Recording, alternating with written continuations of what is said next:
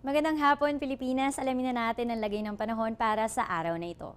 Patuloy pa rin ang mainit na panahon na ating nararamdaman ngayong araw. Iyan ay dahil easterlies pa rin o yung hangin dumadaan po dito sa Dagat Pasipiko ang nakakaapekto dito yan sa buong bansa. Kaya expect natin ang mainit at malinsangang panahon na may isolated cases ng mga pagulan, pagkidlat, pagulog lalo na sa hapon o gabi.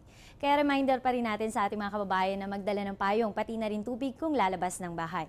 Samantala sa aming pagbabalik, dahil nga patuloy ang pag-init sa buong Pilipinas, alamin natin kung gaano na nga ba kalaki ang nagiging pagbaba ng water level sa ating mga dams. Iyan at iba pa matapos ang isang paalala.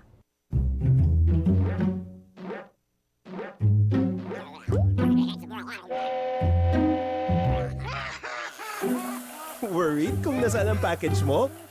Sa Air 21, worry-free! May real-time SMS updates kaya alam mong status ng padala mo every step of the way. Why worry? Pwede namang worry-free. Sa Air 21, sagot ko, padala mo. At dahil trending ngayong panahon ng tag-init ang El Niño Watch na inilabas ng Pag-asa, ay patuloy ang pagmumonitor natin sa nagiging pagbaba ng water level sa ating mga dams. Kaya narito na ang nakuha nating mga datos mula sa Pag-asa.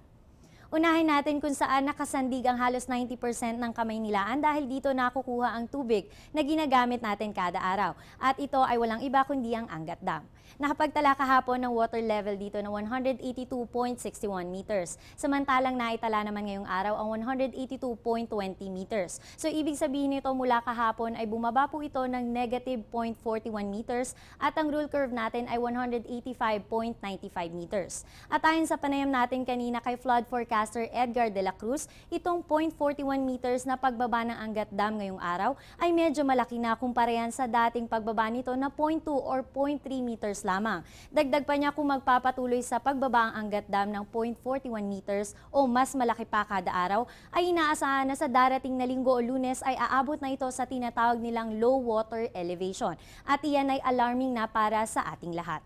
Lipat naman tayo sa Pantabangan Dam. Kahapon naitala ang water level na 181.97 meters. Samantalang naitala naman kanina ang 182 meters water level. So kung mapapansin natin, medyo tumaas ang water level dito. Kaya naman magandang balita na tumaas ito ng kaunti with 0.03 meters at ang rule curve natin ay 199.33 meters kagaya po yan kahapon. At ang panghuli natin ay ang Magat Dam na nasa Isabela. At ang two primary purposes nito ay ang magpatubig para sa mga pananim at pati na ang magbigay ng hydroelectric power sa bansa.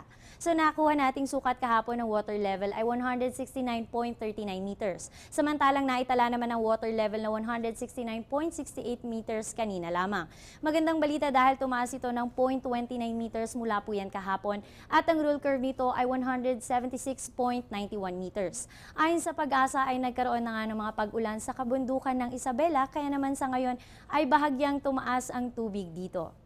At iyan ang latest mula sa Pag-asa, manatiling nakatutok sa Panahon TV kung saan walang pinupiling panahon ang pagbibigay impormasyon. Maaaring bisitahin ang aming website and other social media accounts. At ako po ang nakasama nyo ngayon ang inyong weather darling na si Aubrey Nair na nagsasabing kahit anong panahon, may pag-asang bumangat. Magandang hapon.